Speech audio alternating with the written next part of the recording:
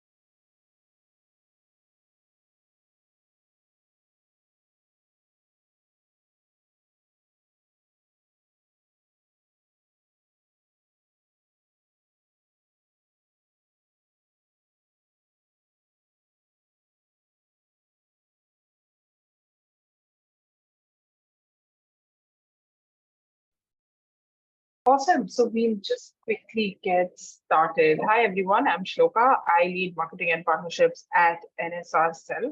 Before we just get down to the agenda for today, we'll just give you a quick overview of what NSRCEL is all about for those of you who are interacting with us for the first time.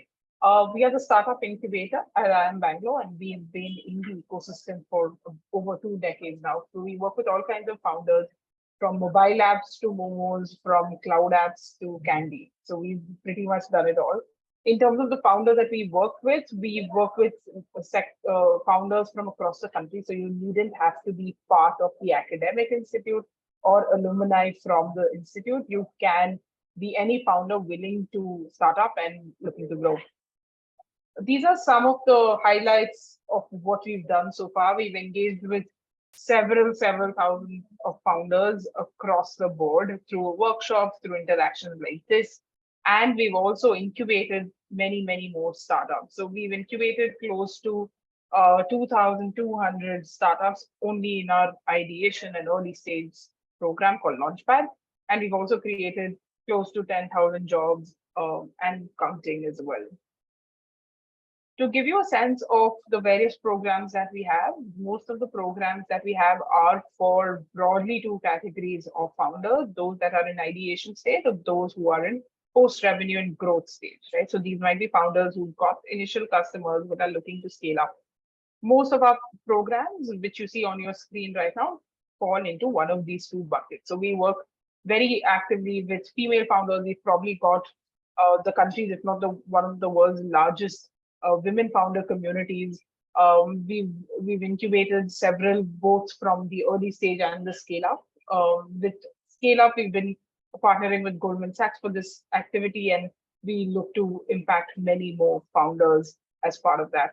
We also have a keen focus on social venture. So NSRCEL was in fact one of the earliest incubators that supported impact ventures in the social for-profit and non-for-profit space.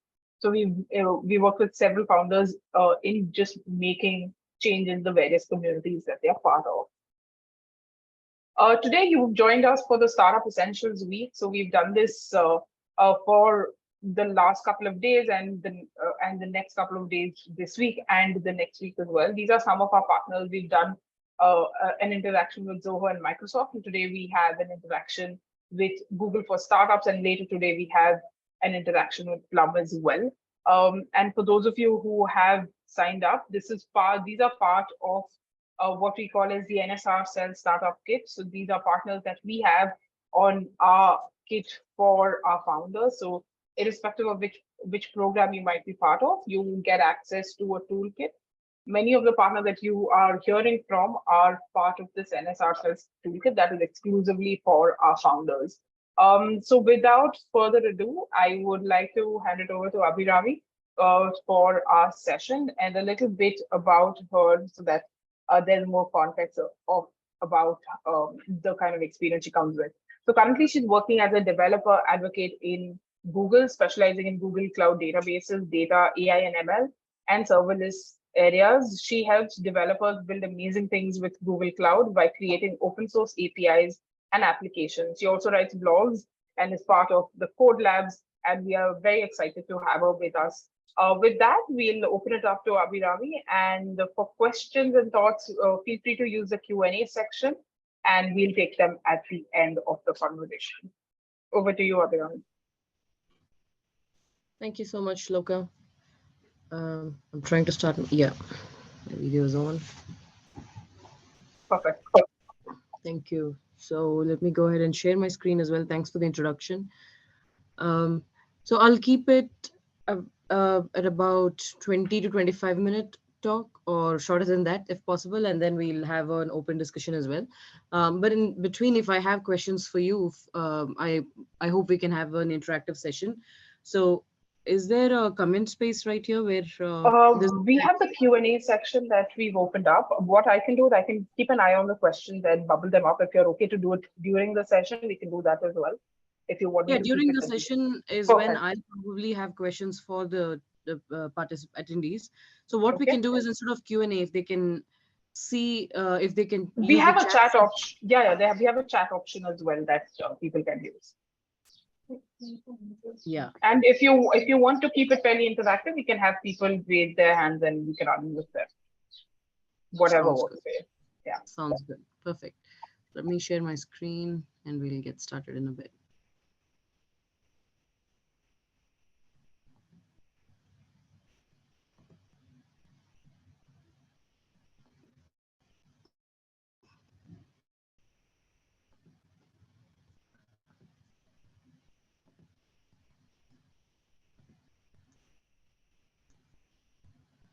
So I hope you all can see my screen. So I'll have to keep an eye out here. Just a second. Can you see my screen? Can somebody just Yes. Yes, we yeah, can. okay, cool. Thank you. Cool. So I'm really glad that we were able to talk about this today as part of Google for Startups program. We have this accelerators program, and you probably would have heard a lot from Anisha as well. A lot of discussions, like we continue to meet with startups, and I, for one, also take up the responsibility of mentoring startups in India and across APAC as well. And last year, I was also working with an Italy-based startup in Europe. So that was also one of the things that I do. That is also one of the things that I do since last year. And one thing that's very close to my heart is understanding, like, when early stage startups, especially when they are tech heavy startups, it's really interesting to dive deeper into what are the things that prevent them from going ahead in translating their ideas or rolling their ideas out into a product or rolling their ideas out into a startup. So things like that are really intriguing for me. And some of the startups that I've worked with are in different stages in the cycle of in the life cycle of a startup, or in different complexities, or in sizes and shapes. So there are different types of problems or opportunities that I get to discuss with these startups. So based on all those experiences and discussions that I've had, I have some thoughts into what we need to discuss and what will be fruitful to ask of you, and also to share some of my experiences in the past with those startups, like mentoring them, working with them, understanding their problems and opportunities, risks, and insecurities as a very early stage startup. So all those things I've put together, and we'll probably be walking through some of those today. And if everyone's interested, we can also do a small hands-on into with not very high code intensive or anything of that sort, no code. So, or I would say low code. We'll do something as simple as just building a model, or building something that takes data, raw data, and translates this into a machine learning model. But yeah, this can be done by any analyst or data analyst who are not very programming ready, or not very much interested in things like that. And when you have a team that specializes in building reports, visualizations, dashboards, queries for the executives, then how well they can use data and how they can translate raw data into insights for your organization. So that's something we'll look at the end of the session. So before we dive into it, into what I have in store, through the session. I want to ask you all, the participants, I want to ask you, I believe you're all mostly from the startup background. Can I show of hands, or if you can ping in the chat, like how many of you just say professional or entrepreneur, or student, or both, or all three, if possible. Just if you can ping a response in the chat, just to understand what your background is. Hey guys, you can drop chat. You can drop a message on All the chat. three, awesome. Entrepreneur, okay. A lot of entrepreneurs here, founders, all awesome. Very nice. Hmm. Interesting. So I'm going to ask you this question. If you are in an organization or working professional, but at the level of a CEO or a director or decision making, basically, or a technologist, you can be a decision maker in your own scale and limits, right? Like if you're building a product, you're the owner of the solution, you're the owner of the architecture. So everybody, I mean, everyone is a thought leader, right? As long as you believe that you are responsible, you own your decisions, it's a thought leader. And then there is this real like startup entrepreneurs who are like who have who are focusing entirely on their idea, trying to translate something that they've had in mind for a while into a product. Either it's a profit or a non-profit or whatever it is that you're planning to do. Starting something up and getting your idea into action is in itself a big deal, and it takes a lot of effort. It takes a lot of question answering, a lot of design considerations. So I'm going to ask the participants right here today, even if you're students, or please feel free to participate. I want to ask you, what do you think are some of the early stage challenges, or challenges that prevent you from even forget about taking your idea into, or forget about actually implementing or solving the problems that you face in your day-to-day life. Think about where you have an idea to have a startup, to actually start up a business, or you start up an application, or create a product. You have an idea, but what are the things that prevent you from taking action about it, or converting that into a real startup, or taking action about it? What do you think of the challenges, early stage challenges that prevent you from doing anything, performing an action towards it? I'm talking about the technical space here, meaning if your product involves, say, an app, or your product involves, say, you have to use procure some SaaS products or something, you have to build a website or a mobile app or things like that. Like, what exactly is preventing you? What is the fear that stops you from going ahead with your idea? Or in some cases, majority of you are founders and entrepreneurs. You have already started. What is the fear that you have in taking the next big step? Or if it was easy, there was nothing like that, then also share that experience with me. I would like to hear from you.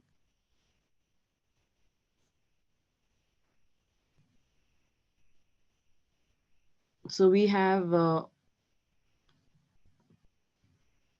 okay, yeah, I have kept my chat response to everyone. Thank you for that.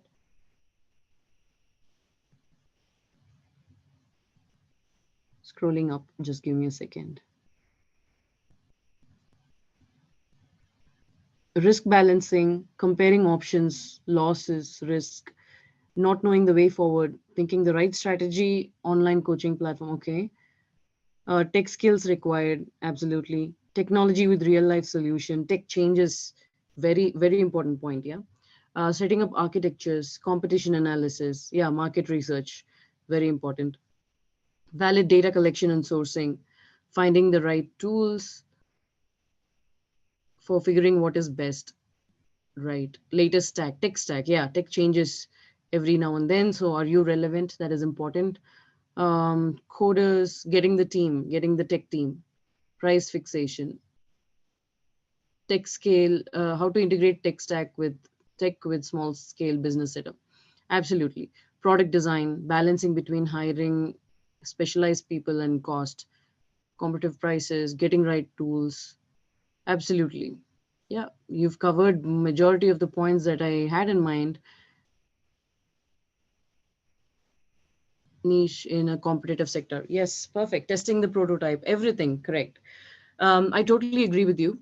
So as a startup, we all have ideas, we all have insecurities in terms of what is best, or can I go ahead with it. If I'm a small startup, Will it make sense for me? Why am I doing it in the first place? Like starting from there, am I doing it just because I'm interested in something and want to implement it, but it's just because I want to be the owner of my own company? Am I doing it for that, or do I have real value, or do I have real objectives and key results attached to it that I can track? So that is the first question we all are asking or should be asking, right? And then you think about, okay, now that I've decided to start up, what do I like? I don't have any tech team to support it. I'm a small startup. I'm selling something that is not relevant so much as related to technology, but today everything is in technology. Everything is expecting an app or a website. So how do I get things done? How do I attach that? What is going to be my product strategy? If it is a tech startup, then what? How will I design it? Who are the people that are going to work on it? Or do I have the skill set? I want this to be designed in Google Cloud, but majority of my resources are really, I mean, they are not upskilled yet to understand cloud development or cloud technology services and all. Now I have to train them. So is it hiring cost or training cost, which is better? And then there is data in all formats and types, like you see in this diagram on my screen. You have so many images, videos, with all the social media around today going around, and social media marketing and everything. You make sense out of data that is out there in your social media, right? So many different formats of data that are living in silos. How am I going to make sense from all of these things, bringing all of these things into my data source or into my data warehouse or database, and perform some analytics on it and make some meaningful insights, either as a product or for a product, or insights for the executive level of my company, who will really believe in what I have to say. Or if you're a startup and you're going to an investor or going to talk to people about your idea, to get them to believe in your idea, to get them to invest in your idea, then are you really ready? Are you really ready to show them what you have? Are you ready to show them that this is the technology and this is the design we have? These are the considerations we have done, and these are the numbers we can expect, and this is the timeline for that.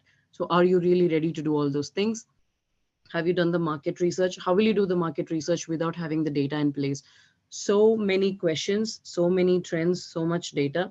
So that is why emerging communication and emerging data sources, data types out there is really challenging for early stage startups or tech startups or any startup for that matter, because whatever is your industry of choice, ultimately we all need data to make decisions, to create insights, and to create an impact in the business, right? So that exactly is the complexity.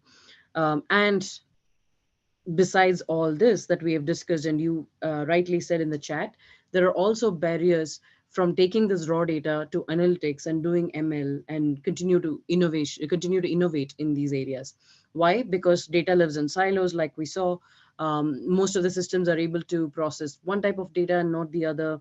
Or in some cases, you create multiple copies of the data, which only lead to consuming resources, storage, and compute, but rather you're left with just paying the price or storage for it, but not really making any value out of it. And also AI/ML systems are so like in a traditional way, you cannot bring all the data together in the sense like unstructured data, semi-structured data, everything together with structured data and make some sense out of it, because that will require a lot of integration. It will require a lot of resources from your end. And again, besides all these, you have to continue to think about security, privacy, regulatory compliances. What is the local laws about the product or your target market? Where is it? Which location is it? Do you have anything specific that you have to address for these local laws or governing regulatory compliance practices, best practices, and so on and so forth?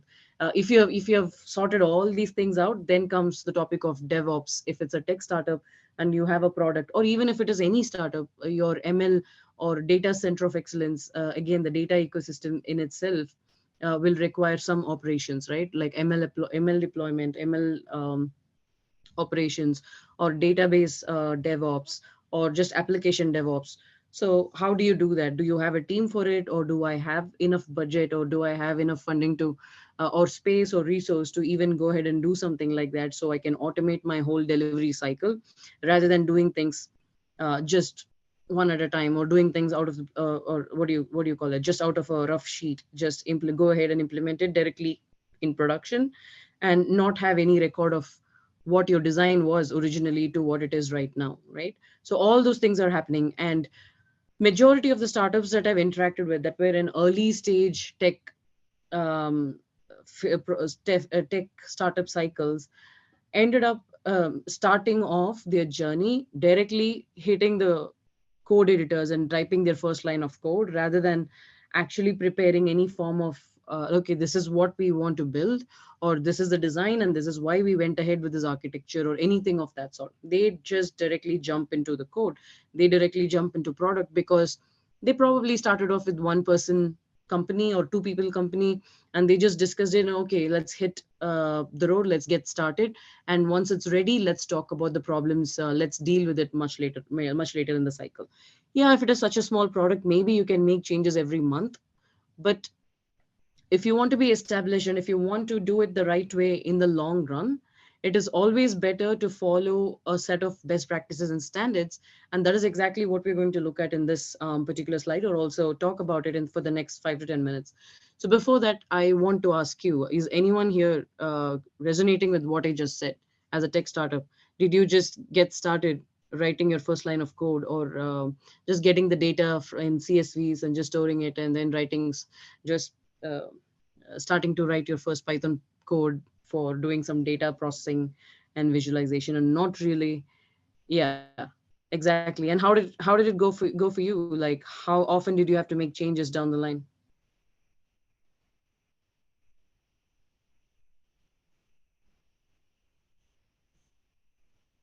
Quite often. Yeah.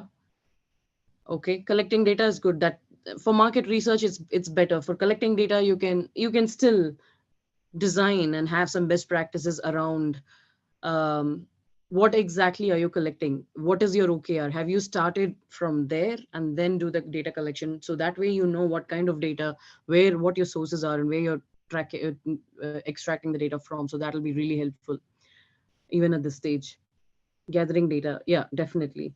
And I'm interested from Nimesh Damani and Kannu Priya Rawat. You have said that there is a no from you. So I'm assuming the no refers to you didn't start writing code. Rather, you started designing it properly, went through multiple rounds of brainstorming, and then decided. I'm hoping you went through that route.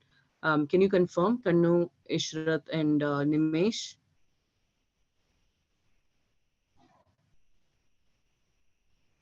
Still designing the prototype. Okay, perfect.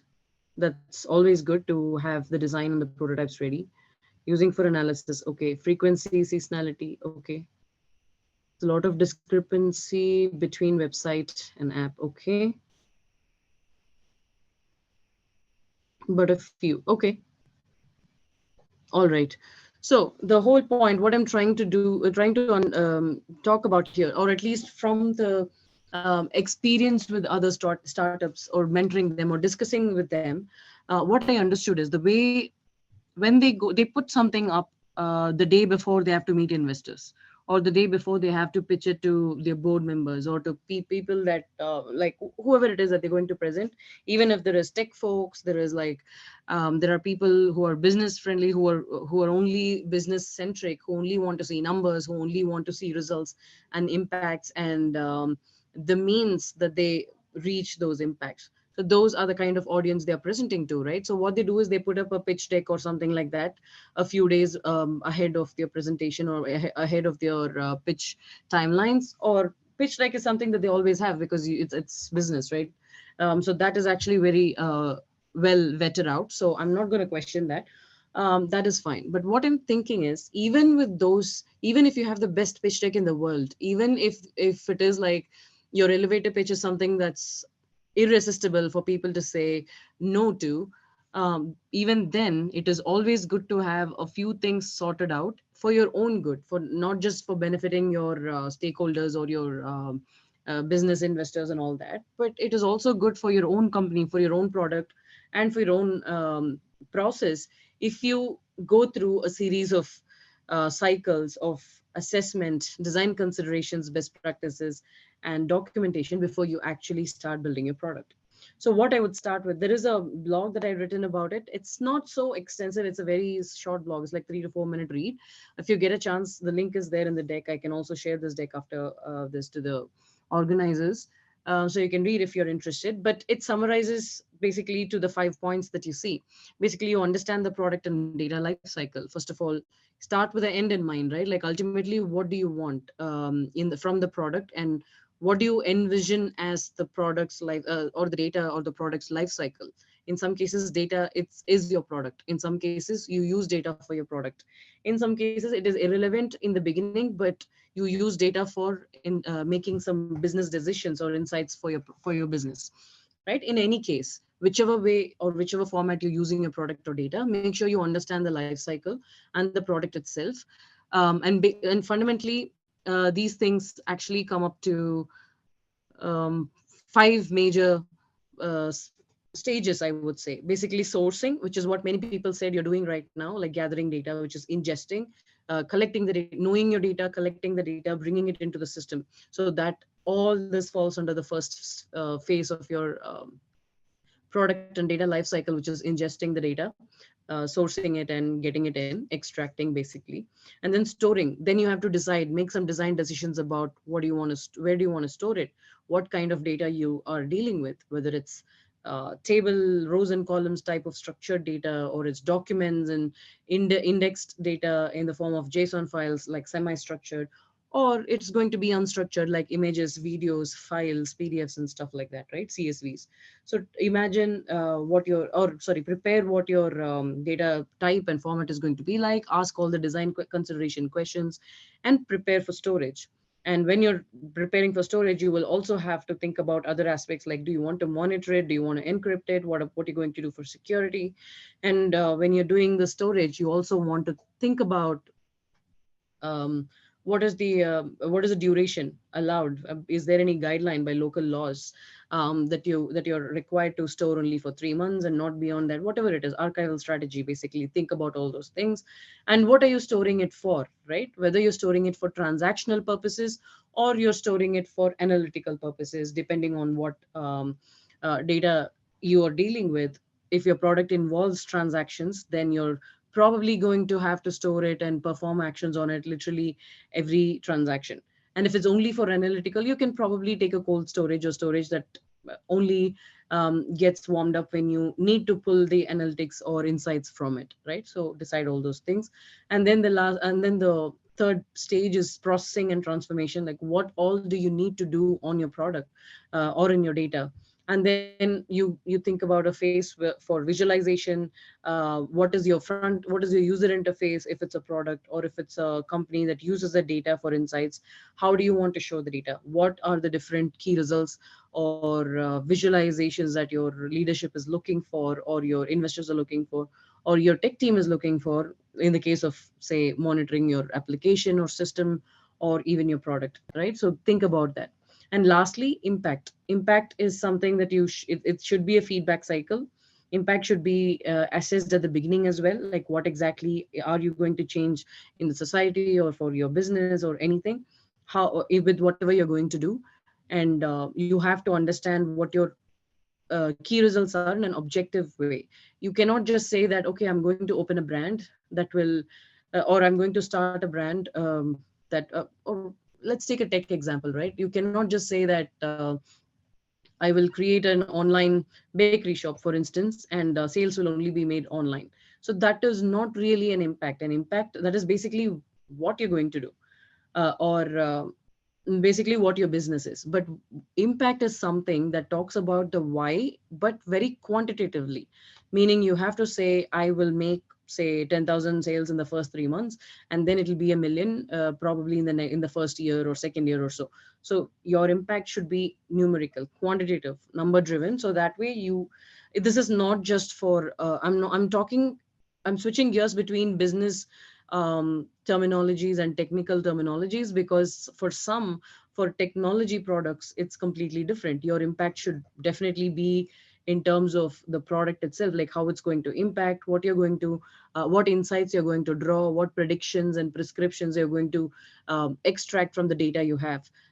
In generic, in business terminologies, your impact means what you're going to achieve, again quantitatively, right? So these are basically the five major phases that I broadly categorized from the discussions we've had.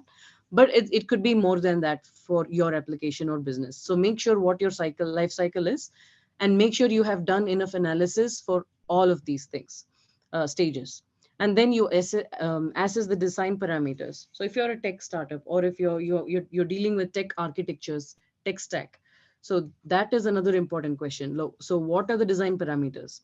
Like we discussed before, right? Type of data. Your data is in the form of what? Table, tabular format, structured, or JSON, or what type of data is coming in, whether it's analytical purpose data, which is the purpose of the data, right? Or it's a transactional purpose data, or data that is streaming in, and you're just like IoT types data, right? Sensor data and all that. So make sure make sure you are aware of all the data that's coming in all types and purposes and formats. And then structure, which we just discussed, variety, velocity of operations, like how often are you going to make those transactions? Are you expecting like 1,000 people to place an order at the same time, or 1,000 people to trigger an action at the same time? Is your system capable of handling that traffic? So think about all those things. Then there is scalability expectations. So you have a business, you have an application that will work for like 100 hits, or 100 100 what do you call it, requests today.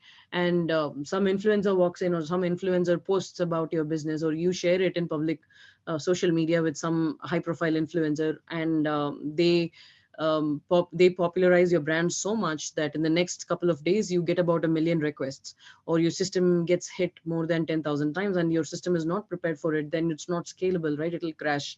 Everyone will see a failed product of yours at their end. So that should not happen.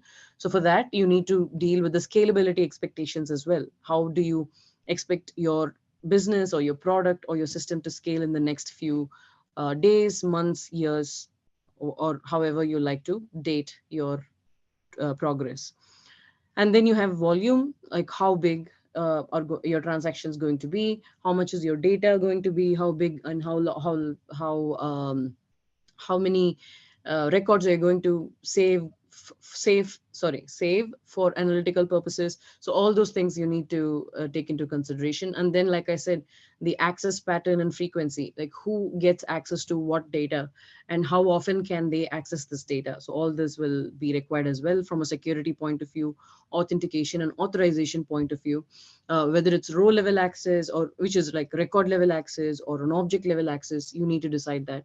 Time to store, that we discussed already, like archival, how long are you allowed to store. Security and encryption needs, privacy and transparency regulations, localization constraints, like is everyone able to understand it in the language that it is displayed, or do you have to make it in a localized format? Do you have to do data conversion for people to get it in their local languages? And then transformation requirements. Does your data require transformations? Do you need any data pipeline as part of your process or your product? And what are your analytics needs? Is it only descriptive metrics like visualization, or you're going to use AI and ML and do some predictions and prescriptions to say? So prescriptive metrics is something that most people find very intriguing when they first hear about it. If you already know, that's really great. I hope you're using it in your businesses. But if not, just to give a sneak peek, prescriptive metrics is something that's one level ahead of predictive metrics. So we all know that descriptive metrics is showing graphs and charts about your data, from your data, right? Showing this is what is there and this is what there will be, or this is what is there. Predictive metrics is something that will say in 3 months this will happen. So predicting something, or identifying or labeling something, predicting a flaw, a fault in, or in a pattern of data that you have, or a fault in your system, using the pattern of monitoring data that you have. So that is predictive. And then prescriptive is one level ahead, which takes into account the descriptive and predictive metrics and provides some solutions to fix it. Say if your scalability is predicted to be 1 million, and that is predicted to grow say 4x or 10x in the next 10 months, then prescription is to say that you have to upgrade, you have to make it scalable, make your compute resources on auto scale mode, or something like that, right? I'm just taking a random example. But imagine prescriptive metrics as something that will tell you what you need to do to mitigate a risk or a failure or a success or something that is going to happen in the next few in the near future, whatever the predictive metrics is. So that is what prescriptive metrics is. So you need to identify your requirements for that if that is in scope, and then what platforms you can support, not just in terms of technology but also in terms of people, and then what budget constraints do you have, understand that, and then cost optimization considerations, like how cheaper do you have to go, or how much do you have to optimize your tech stack, or how much do you want to take a look at other use cases that are out there, that are there open sourced, either open sourced or blogged about, so you can compare and contrast your design with the other ones that have managed to cut down the costs or managed to elevate the performance with the same amount of resources that you have, right? So do all those things. And then the last thing is the resource and platform risks, identifying the risks as much as you can. Of course, we cannot know all the risk of the start. So yeah, and trying and putting a starting point to all these things will always help. Now, having said all these things, one thing that has always helped a lot of people is understanding and brainstorming this kind of a design parameter discussion with your team members. In case if you're a one person startup, then thinking about it and brainstorming it against your own ideas will really help in terms of eliminating what you don't need. most More often than not, people have benefited a lot from knowing what they don't want, much more than trying to think what they want. So start with what you don't want. So that will simplify your architecture very much. And while we are still talking about architecture, I want to bring in the point 3 in this best practices thing, which is designing 3 levels of architecture. So basically, this is where I was saying that people often um, skip this part or think that okay, it's time consuming, we don't have so much time, we have to get the product up and running for some other reasons, for they are answerable, or they require to show something in a very short time, or they have some deadlines coming up, so they miss out the most important part, which is creating architecture. If you happen to be one of those situations, at least set some time out, at least 1 or 2 hours a week, to go through these and address this, because this will end up helping you in the long run anyway. So I recommend at least 3 levels of architecture. One is the product overview architecture. Like if we are talking about a one product startup, I'm not talking about startups where you're consulting or where you have multiple businesses or customers, where it's not just one product, right? In those cases, you can structure your solutions rather than, it won't be one product or it won't be one application, right? There'll be multiple applications. So in that case, you have to basically duplicate this effort across all your individual solutions and individual architectures that you're building. But let's assume that this is a one product startup, or it's a startup with multiple products, but let's take one product at a time. I would recommend like 3 levels of architecture. One is the product overview architecture, which talks about the high level stages and the components of your product itself, which will very much be the functional components, like what exactly is this component going to do at a high level. So that is what it is. And then the next one is a detailed tech design. So against each component, or together for all the components, you will have to design the tech stack component architecture, which has to map to the component architecture that you have, the overview that you created in the first place, right? So any tech stack component that is in silo and not connected to any of your high level component architectures means that you probably don't need it. You can eliminate that and get rid of it at some point.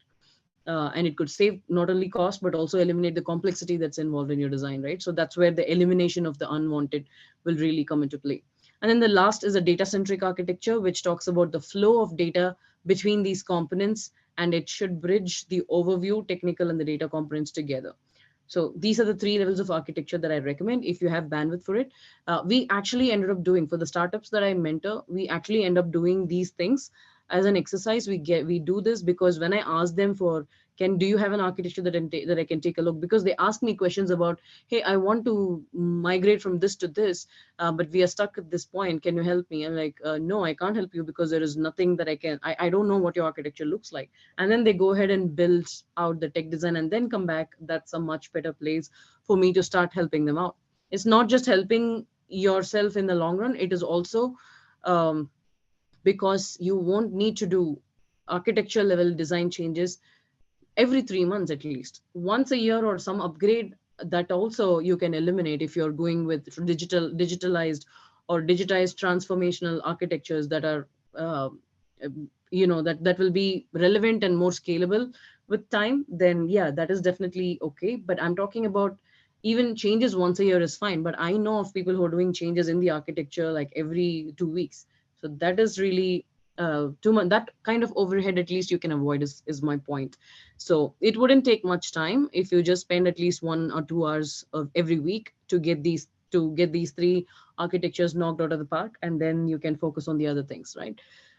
This way, new team members, or when your team is expanding, or when you're going to more investors or more people, or when you're trying to explain this to a mentor or something, it will really help onboard new ideas and help you focus on innovation rather than doing the same thing over and over again, which is just designing for something that's failing, right? And then the next phase is mapping it to your functional components. So now that you have a design under rough tech stack, it is time to map that to your functional components, which is what we discussed, right?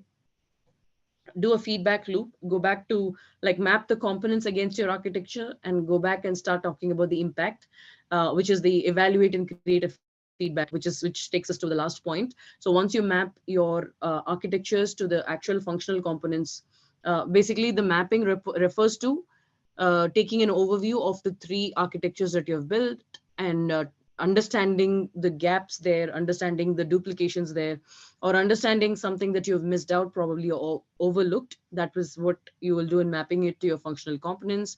And lastly, you evaluate and create a feedback loop. So basically, a feedback loop is when you have decided that something is not required or something is impossible. Let's say you wanted to do this with unstructured data, but then you do not have a place to store unstructured data, or that's not part of the tech stack. Now you have to go back and fix it in the feed, fix it in the technical architecture, right? And in order to change that, you have to make sure your architectural overview involves the unstructured data component that's coming in. So that is the feedback loop. So make sure you fix and evaluate and create a feedback loop and rinse and repeat this for at least 2 to 3 times. And then you'll be in a good spot to at least say that, okay, you've vetted it out enough, and you'll be confident when you're an early stage startup and you're talking to investors. So that is all I wanted to cover as part of this topic. And next we'll go to looking at these some of these stages that we discussed from a technology point of view, especially for going from data to AI or data to ML. So I'll just stop here for a minute and see if there's any chat questions or any other doubts that you have. Perfect. Yeah, I agree. I'm glad that you're agreeing with the elimination. If the development is given to a development firm, what are the factors a founder needs to be aware of regarding the three-level architecture? First of all, the founder should be aware that the architectures are built out, and also the technical components. It is always good to vet out if with the technology specialist of who can be your confidant, and not just the, I mean, of course you have to trust the business that you have signed a deal with, but ultimately it is always better for you as a business owner to have that level of knowledge and not be completely dependent on anybody to have, or to get that kind of an awareness, or to believe in your businesses, right? Or your, or with your uh, the development team that you have signed up with. So what I would say is, make sure the of the three levels of architecture they're talking about, the functional components is not technical. So definitely you can take a look at that and ask them questions about why are we, let's say they are using an open source database for some reason. You can question them like, why are we not considering this? What is the type of data that is coming in? How are you planning on getting this kind of data? Do we have the sources required for it? So basically, knowing the functional component architecture is doesn't demand so much technically from anyone. But then as you move on to the detailed tech design, you can see whether there is a balance between, like I said, if there is a silo, if there is no relationship between the product overview components and the tech overview components, then you can directly question like, I don't see this component related to any product. Is it going to be siloed? If it is going to be siloed, what is the purpose of it? Maybe there is a reason, maybe that is just stored for some audits or something like that, but you need to know what it is, right? So that kind of awareness, and understanding some basic terminologies, like if you're going to use Google Cloud, which we'll look at in a second, you will be aware of the names and the components that are used, or at least at a high level, what is the purpose of this. And you need to be able to look at the data. Say you have 1,000 customers signed up for your product trial version or whatever, but then the report, if the dashboard or the component that they have comes up and says we have 1,500 sessions or whatever it is possible that you can directly question them, how can there be more sessions than the number of users? I would assume that this is how it's mapped. Maybe there is an explanation to it. Maybe there are one to many relationship there. But as a business owner, you have to know the basics of the functional architecture and architectural components of your product or your application or your startup. And you should know how what the basics of the tech stack components and how they are related to each other. And you should be able to look at the data and ask executive level questions, or basically your questions should be the ones that drive your OKRs, should drive your reports. Whatever questions you're asking, basically you can ask, how long will you take to complete this product, or how many. So monitoring, what are the monitoring strategy, or tech components you're planning to use. Or if it's monitoring, like, are you going to tell me that if there is going to be a system breakdown, or if there is going to be a scalability requirement or load balancing requirement down the line, will you be able to take care of that? So take a look at that at a high level, understand what each component does, and knowing that level of detail, not just from a business point of view, but also from an architectural point of view, will help. You don't have to know how to do it. You should know what they're doing. That's all. So I just took a moment here to explain that, because it's a very common question that comes up in startups, because the owners or the founders, in some cases, um, are very passionate about the business or the non-tech part of the startup itself. So they struggle when they hand over the development to a third party org. So that's why I spoke about it. Google for Startups, yes, I think Anisha can send all the details about it. There are some free credits, a lot of free credits that associate with it. Anisha will talk about it later.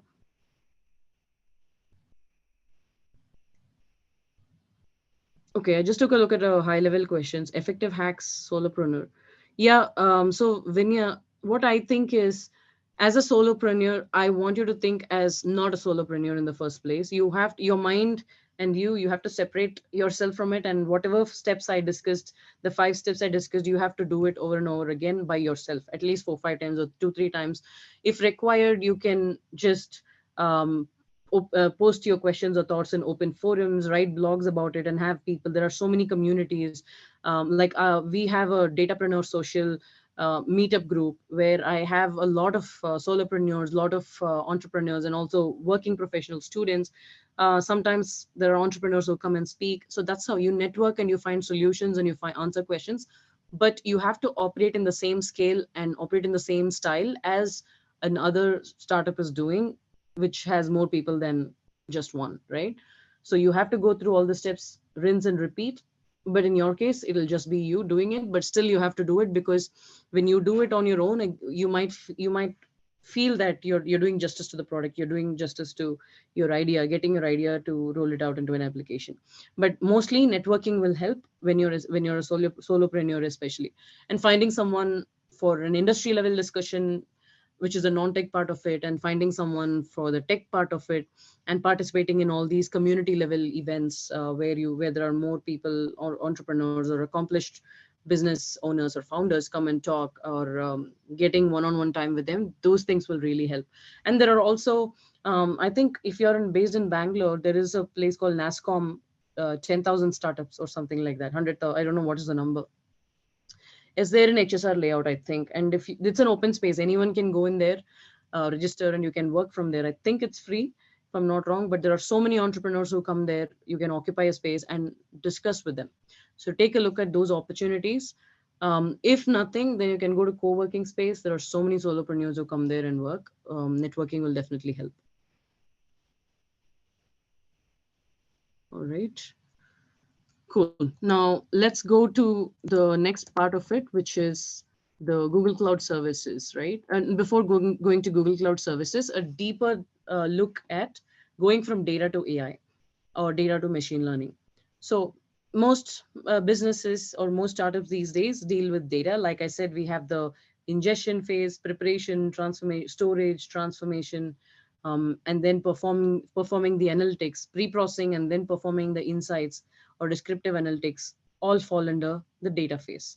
And there is a machine learning phase where you talk about taking the pre-processed data and the insights to engineer the features that are involved in it, train the model, store the features, register your model, rinse and repeat the model evaluation cycle, and once again do feature engineering, once again do model registry, and then you deploy the model. Why do we deploy the model? Because that way your model that you have built in a single notebook application or in a one-page code program converts into a REST service. Or when I say REST service, it is basically something that, imagine that it is a deployed service which can be, or it's a module that can be consumed by the rest of your applications. So a service is nothing but an application that is available to be consumed by any other independent applications, right? So that's the service driven architecture, microservice or service dependent driven architecture. So transforming your model as a service is in trend these days, and that is the most important factor. Even if you're a data scientist, they are understanding the basics of data storage, processing, pre-processing, and then the model registering and deployment stages. Because as an engineer or as a business owner, you need to understand that having your components independent of each other is important. So that way, if one fails, you know that how to fix that one failure and get the entire system up and running in no time, rather than having a cascaded failure into other systems, right? So having a service driven architecture is really important, and that is why we deploy even the machine learning models in a using a compute resource like Vertex AI in Google Cloud has model deployment services, right? So you deploy a model and get a REST endpoint. Endpoint is a way you can, it's basically a URL that you can use to access your service or your application, the model that you have just deployed. Let's say you've written a model to predict the number of customer churn by say December 2023. So how many customers will leave or how many new customers will we acquire? So let's say you predicted those two. Now this prediction will live in the form of queries given by your data analysts, or it will live in the form of a Python program written by your data scientist.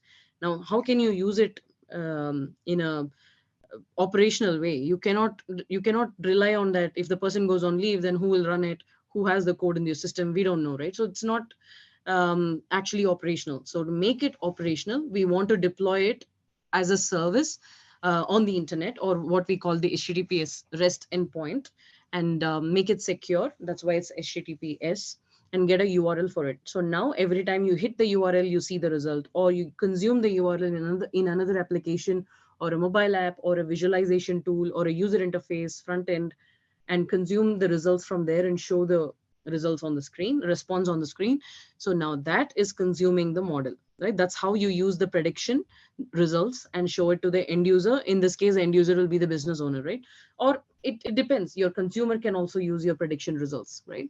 So that is why we are deploying the model. I just took a moment to explain that particular component, because everything else, it's pretty, it's very much English, which you can just understand. It's not very technical, but this model part, my model deployment part might be confusing. Some will ask, why should I deploy the model? So that's why I wanted to call that out. So this is just a small journey going from data, raw data, to machine learning.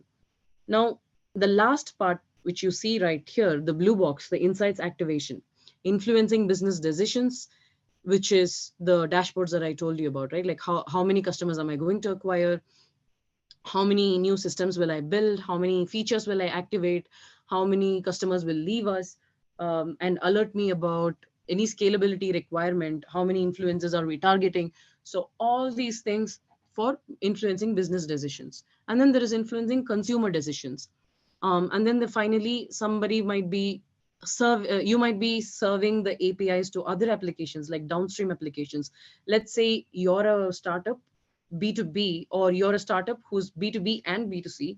So not only are you serving end user products, but you're also serving your products as APIs or data as APIs to other companies or to other services.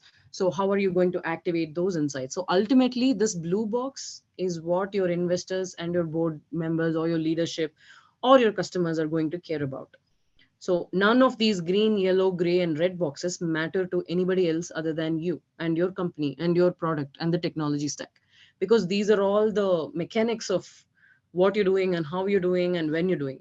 The last part, the insights activation, numbers, the quantitative measure of the objective key result, the OKR, is the juice is in the blue box.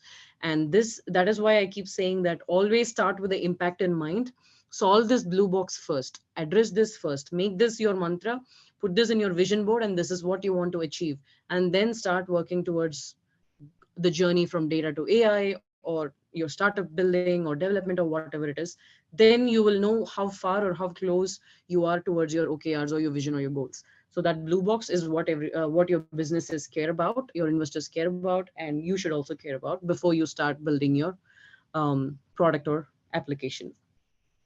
And this is the same architecture that we see in this colorful slide, except for specific Google Cloud services against each module, like live transactional data and analytical data, and streaming data coming in. And what Google Cloud service will you use to get it ingested into analytics? Say PubSub. There's a subscription service which will pipeline the data from your raw resources to BigQuery or to any database for that matter. But in this architecture, we're using BigQuery as the analytical data warehouse. With BigQuery, not only can you store relational or structured data, you can also store semi-structured and also unstructured data. Like you can store images, videos, files, uh, in external table concept in BigQuery, and perform analytics and machine learning in addition to just querying them and storing them in BigQuery using BigQuery ML, BQML. You can write your own models, you can utilize AutoML models, and so on and so forth.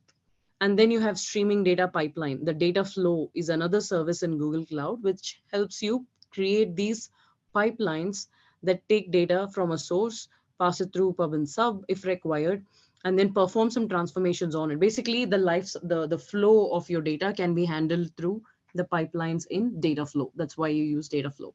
And then you have Vertex AI. This is the machine learning and artificial intelligence service in Google Cloud. So Vertex AI combines not only custom ML and auto ML, Gen AI related models, the model garden, everything is available now in the scope of Vertex AI. There are so many APIs like image vision API, cloud vision API, video API, translation APIs. There's so many things. Just explore Vertex AI as a business owner. Also, it doesn't require so much technology deep dive or coding expertise or anything of that sort. All you require, so in most cases, you can just do point and click operations to get your data actionable and insights worthy using Vertex AI. So take a look at that. And then Cloud Run is your friend if you're talking about DevOps and deployments and application compute. Um, Basically, it's serverless. It takes the burden off you when if you're deploying applications. Let's say you're building a website or a product which is in Spring Boot and Java, or it's in Node.js platform, and then you want to deploy it in a serverless fashion.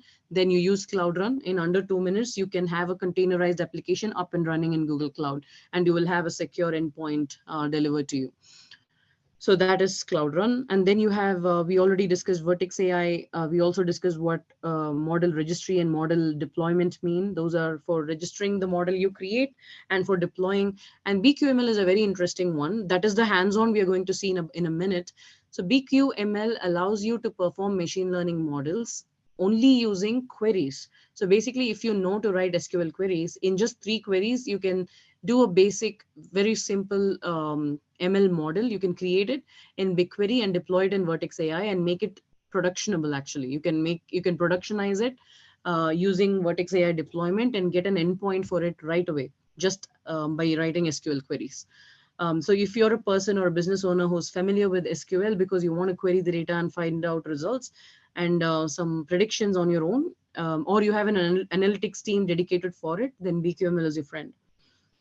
So that way you have the data already in BigQuery storage, and then you can do the compute and machine learning on top of it. And I think there's a lot of like if you look at BigQuery's scheme, you'll see that BigQuery it can allow you to store data for free, and you'll only be paying for the transactions or compute and the ML that you're performing on it.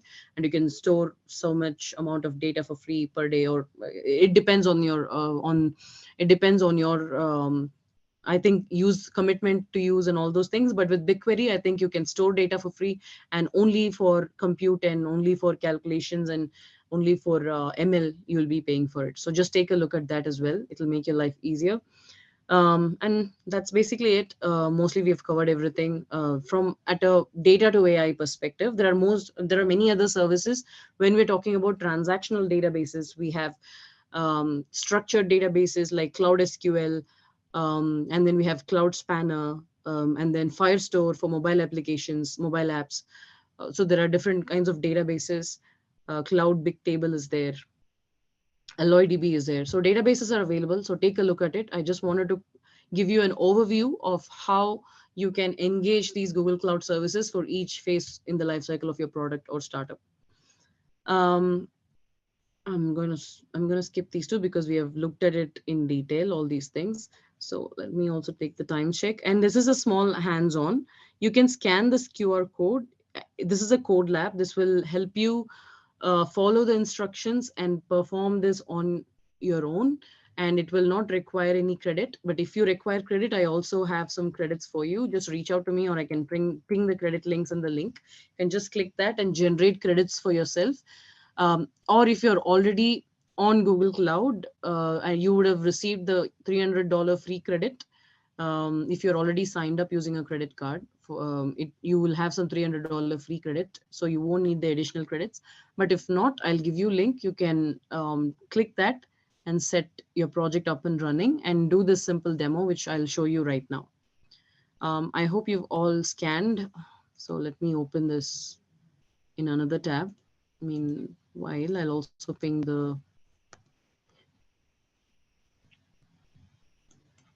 link here in the chat. I've pinged the link to the code labs to everyone, so you can click and open that. And I'm also going to share the credits link. So if you have not already signed up and you don't want to sign up with a credit card, you can click this and generate $5 credit and start doing this hands-on. I see two hands raised, Anjali and Hifza. Do you have questions? Do you want to ask anything before I move I'll on to the? probably unmute them. Okay. Anjali, oh, they put the hand down. I think it was something that was already answered. Okay. Okay.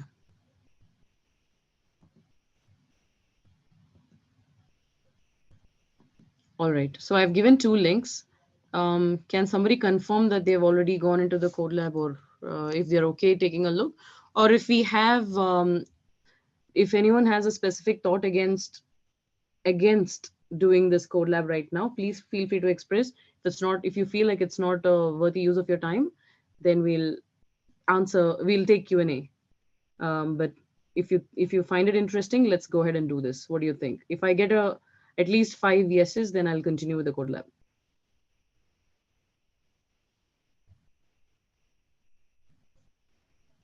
All right, we have 5 yeses. So let's go. Thank you. Thanks for that. So I will unshare my screen and reshare because I have to switch the tab now.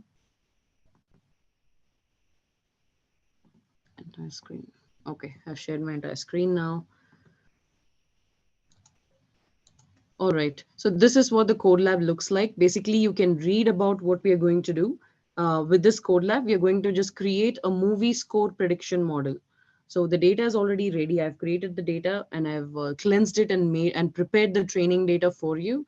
So it's available in step 4, the hyperlink. You can also download and take a look at the kind of data that I've consolidated from different Kaggle data sets and publicly available movie databases. So I've taken a lot of them and put together just to come up with some Hollywood movies, Bollywood, and other regional Indian movies. So I've included them in this file.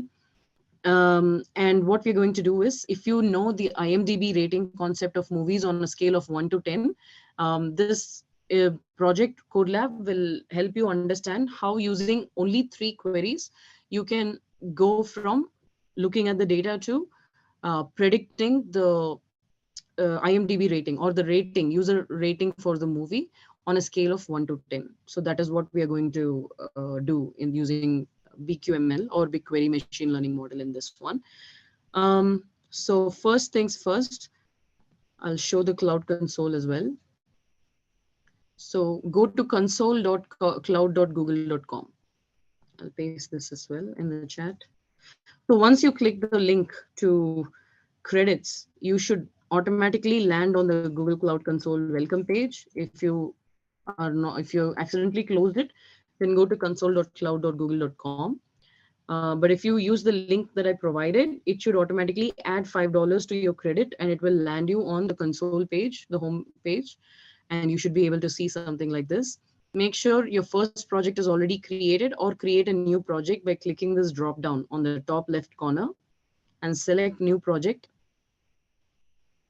Give a project name. It should be already created as my first project or something. If not, you should do my project one, or do whatever it is that you want to provide.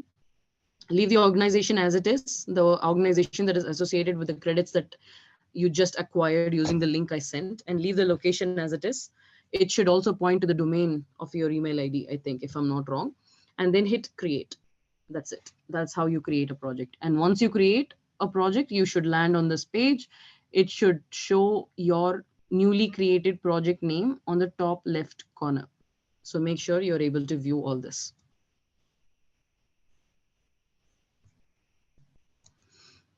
All right, so now I'm here in the introduction page. I already told you what we are going to build. So we will build a BigQuery. BigQuery, imagine, like I said, it's a data warehouse used for analytical analytical data storage, and also for compute, and also for analytics, performing analytics on the data. Um, or any kind of analytical application, performing AI ML on it, performing some data analysis, just querying the data for everything, storage, everything, right? So we'll create a BigQuery data set. So a data set is similar, is the equivalent of database. So you'll create a data set, you'll create a table, load the data from the CSV that I have stored already in my GitHub repository, extract the data from that and store it in the table that we created. And then um, fourth step, we'll write one query to create the model. And the last and final step, we'll use the model we created to predict a random movie. That's it. We'll do 5 steps. Okay.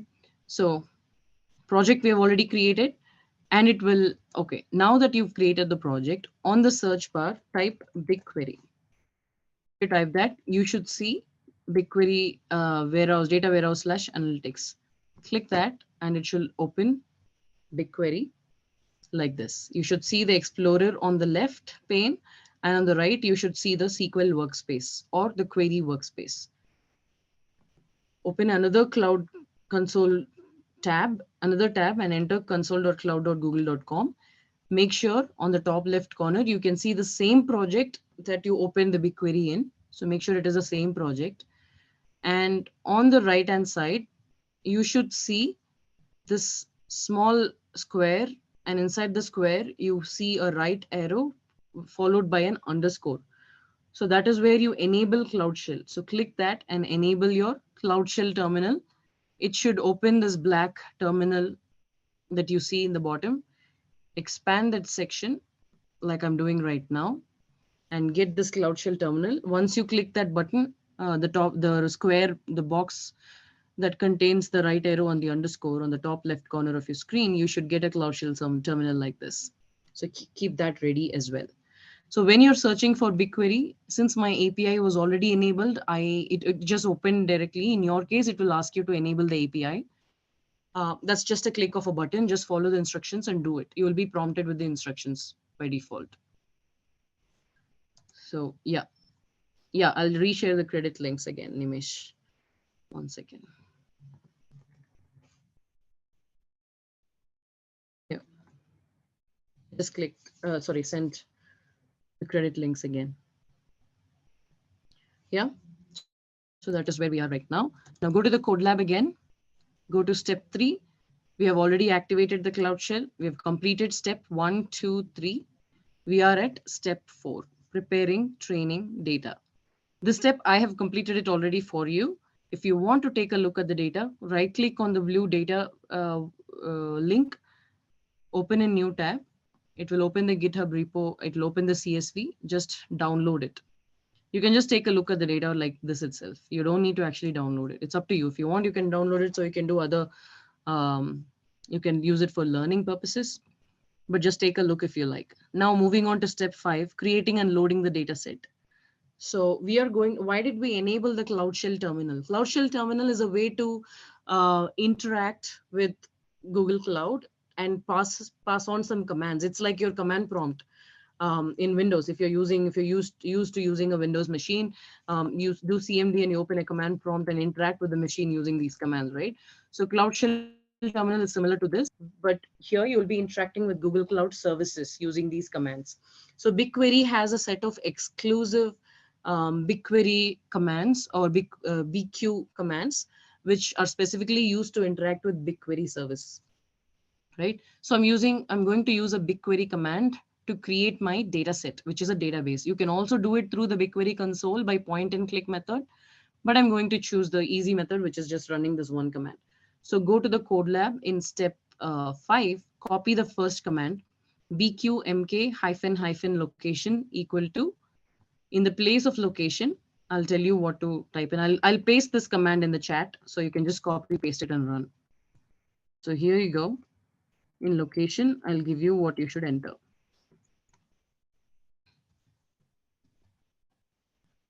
That's it. Now copy this from the chat and you can run it in the Cloud Shell terminal. You can also look at my screen to see what I'm doing with it. Okay, so I'm just copy pasted it. In this case, I'm just renaming it differently because I've already created this project multiple times. So I'm giving it a different name, but you don't worry about it. You just copy what is there in the chat and paste it in your Cloud Shell terminal. It will ask you to authorize it, and then that's it. It'll take about a few seconds, and then yeah, dataset, movies, project name, movies successfully created. So that is what you should see. All right. Now moving on to the next step, go back to the code lab, same step number 5, scroll down. Second point, make sure the data file is ready, which is ready. In our case, I already made it ready for you. Execute the following commands in Cloud Shell to clone the repository and navigate to the project. So these two commands right here will allow you to clone the repository and navigate to that project folder. So you don't have to like download the file on your own or anything of that sort. The git clone command will do it for you. So copy this code sample. I have copied it for you. I'll paste it in the chat. So don't worry about it. You can copy it directly from the chat. And replace the repository link with the repository link that's there. So that is one command. And once that is completed, you should execute the second command, which is cd movie underscore score. So the git clone will actually clone the contents of the movie underscore score GitHub repository that I've created. And the second command, cd space movie hyphen score, will navigate to the current, navigate into movie hyphen score as your current working directory, change directory basically. So run these two commands right here in Cloud Shell. You can just see what I'm doing also. So I'm going to do this.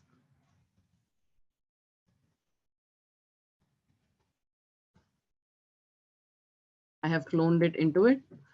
Now the next command, cd movie hyphen score.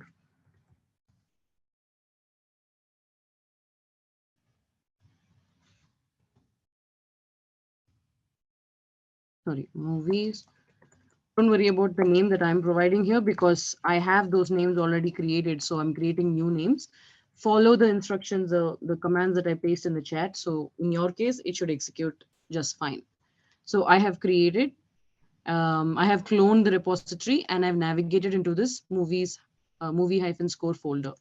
Going back to the code lab, moving to the next step. Now that you've created a data set in BigQuery, you have downloaded the data to your folder, Cloud Shell machine folder. Now the next step is loading the data from your CSV, which you have just cloned, into the into a new table that you're creating as part of this new command, and loading the data into the table that you're creating as part of this command, right? So copy this command. I have copied it for you. I'll paste it in the chat. Don't worry about it. You can just copy paste this and run it in your Cloud Shell terminal. I've pasted the command here. So I'm going to paste this here in my thing as well.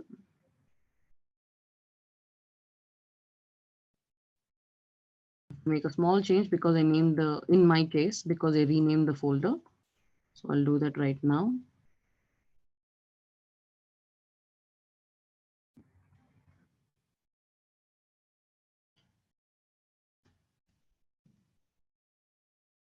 All right, so I'm creating the table and loading the data from the CSV into that table in BigQuery dataset.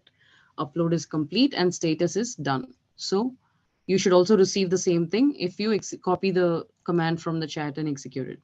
Now we are done with creating the data set, creating a table, and loading the CSV data into the table.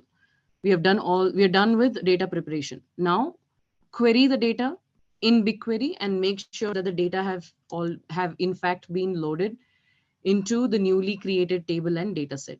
Okay, so first let's go to BigQuery right here. I'll open up a new query editor. I'll paste the query. In your case, I will copy paste this query in the chat. You can try to run that. In my case, since I gave a new name to the data set, I will rename that right here and I'll run this query. Make sure the limit is set to 3, so it'll only retrieve 3 records. So I want to see if it retrieves 3 records from this movies_score table. Yes. So the data set is created, table is created, data is loaded, and the query has retrieved my results. Now I have everything that's ready. We are good to go to use one query and do the model, create the model, machine learning model. So moving on to step number 6 in the code lab. So we have completed 5 steps. So we are in step 6, which is predicting movie rating on a scale of 1 to 10. Before predicting, we first need the model, right? So very simple.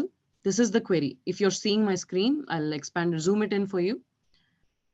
Please take a look at the SQL. Create or replace model, dataset name, which we created, dot a model name of your choice. In this case, we are predicting the score of a movie. So it's movies_score_model.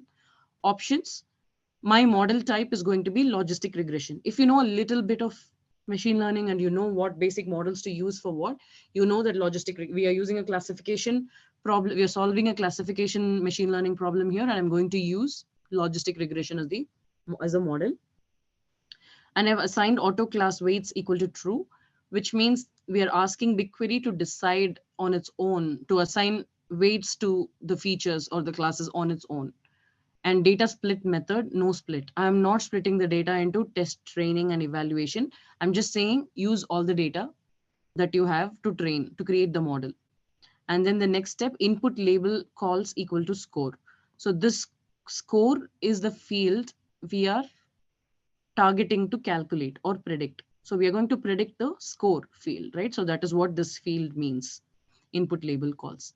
And after as you have a subquery, and this subquery refers to what data you're fetching to create this model and to train, right? So which table do you want to take the data from in order to train this model? So for that, I have chosen select star except. What are the fields you want to eliminate from training? What are the fields you want to exclude from training purposes? Exclude those fields. And from this table, movies_score, where I just included a data clause to say that, okay, I know that I have a field where I've dedicated to say, to label which records will be training records, which records will be testing records, and which records I'll use for evaluation of my model. So I'm fetching data category as train. So if you notice the CSV that I've created for you, there will be a field called data underscore cat, in which I have labeled 80% of the records as training data, 20% as test data. If you want to exclude this, you can exclude this and just run this part, so that you create a model by training on all the records in the CSV. Don't worry if this was too fast for you. The query details are present right below. There is a detailed explanation of each construct of the query right below. So I'm going to run this. I'll also paste this in the chat for everybody's benefit. So this is the create a model query.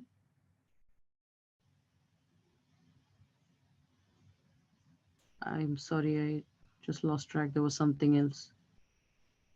Okay. I'm going to paste this in the query editor right now because it's an SQL, and I'm going to run this model. Probably has a little bit of a quote issue. Just fix that. The single quote looks different. Just fix that. That's it. Movies underscore NCEL.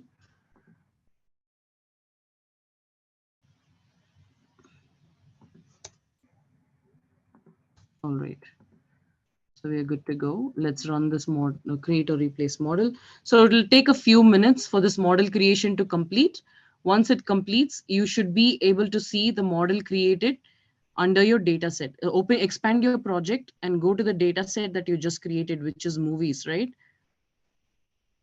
Expand that, and under movies, you should see models folder. Expand that folder, and inside that, you will see the model that you just created. It'll take some time for you to show up, for your model to show up in your instance, because it is still running. This is something that I created previously in preparation for this demo. So you can see the movie score model created. Click that and you will see the details of the model. In under schema tab, you can see what labels, which is the prediction field, and what features, which is the independent variables that the model used in order to come up with the training for this particular model. So these are the independent variables, or the fields that the features that we use to calculate the dependent variable, which is a target field, which is the score. So that is what you should see in your schema, and that is also mentioned in the code lab. Now that we have created the model, the last step is to evaluate the model before we can predict. So for evaluation, we are going to use ml.evaluate construct query. So before that, let me see if my model is complete. No, it's still running. No problem. Yours will also be running if you're working on it. But let me use a previously created model to show you what evaluation results look like. Right? I'll remove the where clause so it's easy. So this is a model which I created previously. It is evaluating, and the results will look like this. You will see the mean absolute error. You will basically see how efficient your model is and what is the variance from what you expect, what is the score, and all those things you can get right here using ml.evaluate. And if you're happy with it, you don't have to retrain or anything. You can go ahead and go to the final step, which is predicting using the model we just created. So for that, this is the final part, last step of our demo right now. I'm just going to use one more select query to use the model which I just created and predict the score for a movie that I want to predict right now. Okay, so I'm going to select this one or copy the code from here. I'm going to go to my tab, open another tab probably, and I'll paste it here. Instead of this where clause, I'll just do randomly. I'll just limit it to 5. I want to predict for some 5 random movies from this table using the model we just created. And the query has this construct as ml.predict. Run. That's it. So here is the predicted score for each one. So basically for Charlie's Angels, the predicted score is about 5. This means what? The predicted score is about 6. Terminator Salvation, the predicted score is about 4. We can check for some of these in IMDb to see if the ratings are close enough, and you can compare the real values against the values that you have predicted from this model. That's about it. We used what, 3 queries, and we are able to create a machine learning model and predict using the model. And it took about a few minutes for the model to complete itself. So let's see if the model completed. Yes. See, the query that I just used to create the model finally completed. If you click on go to model, you can see the results here. In order to save time, I used another old model that I'd created for the same example, so I can demonstrate it and save time rather than just waiting. But you can actually use a model that you just trained or created in order to predict, and you can see the results. So that's it. That's it for the demo. I just wanted to do this demo because there's always questions about, okay, I don't know so much technology, I'm not very tech deep, am I good to do any ML, can I gather insights from data, how can I help my business? I just wanted you to know, with Google Cloud Services and AI and ML services and databases out there, you can get started without having to do so much of coding, or without having to be insecure about starting it off technologically. So I'll stop with this, and we have a few minutes for Q&A. And yeah, don't worry if you're not able to copy, you always have the code lab.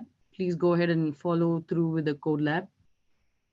And you can also find more such programs and my meetup group that I told you about in the site. All my socials are here, LinkedIn, Instagram, or meetup group, blogs, code labs, and events that I conduct. So everything you can find in the site. So please feel free to connect with me. I'll stop right here and open up for Q&A. Do we have any questions? Yes. Happy to any of you, if you want to raise your hand. We have some in Q&A.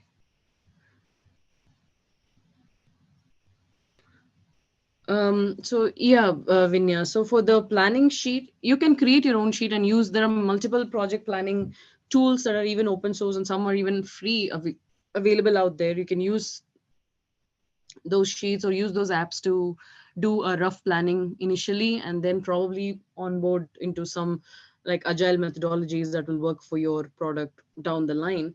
But to start off, there are some free tools available. I'll also give you the link that I was referring to, the blog where I talk about startup ideation and all that. So I have pinged about it here in the chat. Please take a look at that.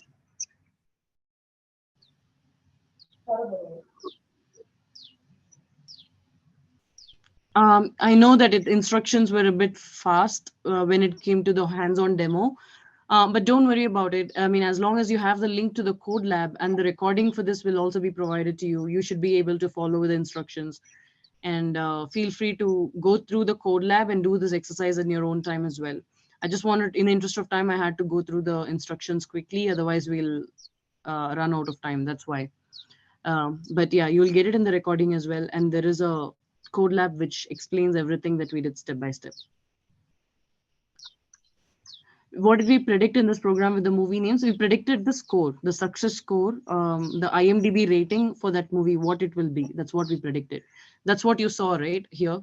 You saw the score of 4.6 or 6.2 against the name of the movie. So that's what we predicted on a scale of 1 to 10. Syntax to run more models. Yeah, I'll give you the BigQuery documentation link as well. It's the BQML documentation. So that has all the things, everything that you can do with BigQuery, BigQuery ML. So hold on.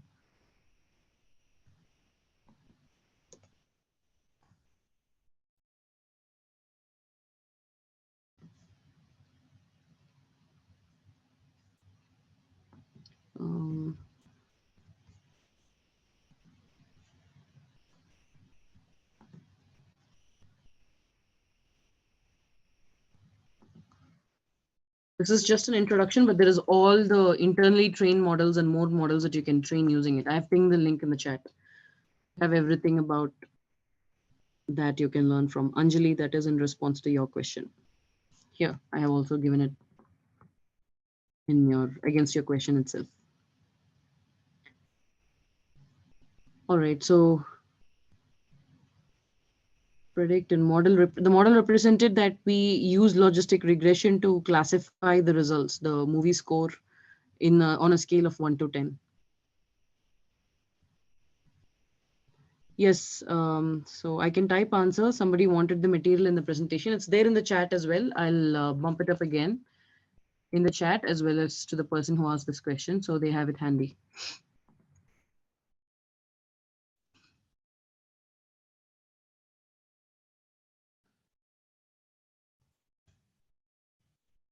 I think that's all the question in the Q&A section. We've answered everything. Anything else? No, I think you covered pretty much everything. I don't see any hand raised as well. I think we're good to go. Cool. I hope this was useful. Please stay in touch and also participate in communities and network. That will definitely help you help the society grow economically and also technologically. Thank you so much, Abirami. I think this was extremely helpful. We'll definitely stay in touch for many more interactions like this as well. Thank you so much, everyone, for joining in. We will For be sure. soon having our next interaction at 4. So that's in about 30 minutes time with Lum. See you there. Thank you so much. Thank you all. Bye.